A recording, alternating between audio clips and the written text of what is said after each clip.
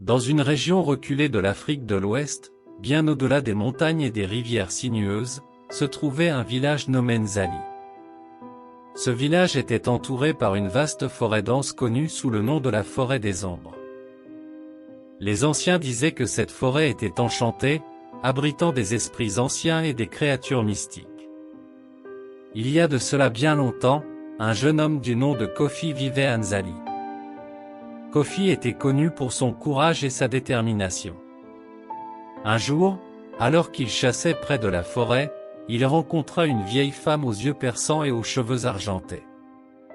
Elle l'avertit. Ne t'aventure jamais trop profondément dans la forêt des ombres. Ceux qui l'ont fait n'en sont jamais revenus. Kofi était intrigué par cette mise en garde. Pourquoi cette forêt était-elle si dangereuse? La curiosité l'emporta sur la prudence. Un soir, déterminé à percer le mystère de la forêt, Kofi décida de s'y aventurer. Armé de son arc et de son courage, il pénétra dans l'obscurité de la forêt. À mesure qu'il avançait, la forêt devenait de plus en plus dense, les ombres semblaient se mouvoir et chuchoter des secrets inintelligibles. Soudain, il aperçut une lumière scintillante au loin. En s'approchant, il découvrit une clairière illuminée par un étrange arbre aux feuilles dorées. Au pied de cet arbre se trouvait une magnifique jeune femme, entourée d'un halo de lumière. Elle s'appelait Nila et était gardienne de la forêt. Pourquoi es-tu venu ici, Kofi? Demanda Nila d'une voix douce mais empreinte de gravité. Kofi expliqua son désir de comprendre les mystères de la forêt. Nila lui révéla que la forêt des ombres était protégée par des esprits anciens, veillant à ce que ses secrets ne soient pas profanés par les hommes.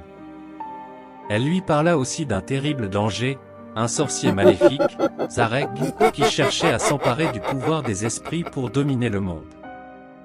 Pour prouver sa valeur et obtenir l'aide des esprits, Kofi devait récupérer 3 artefacts cachés dans la forêt, l'œil de l'aigle, la griffe du lion et le cœur de l'éléphant. Chaque artefact était gardé par un esprit puissant. Kofi se dirigea vers les hauteurs de la forêt où vivait un aigle géant. Après une bataille aérienne intense, il parvint à gagner la confiance de l'aigle en lui sauvant la vie d'un serpent venimeux.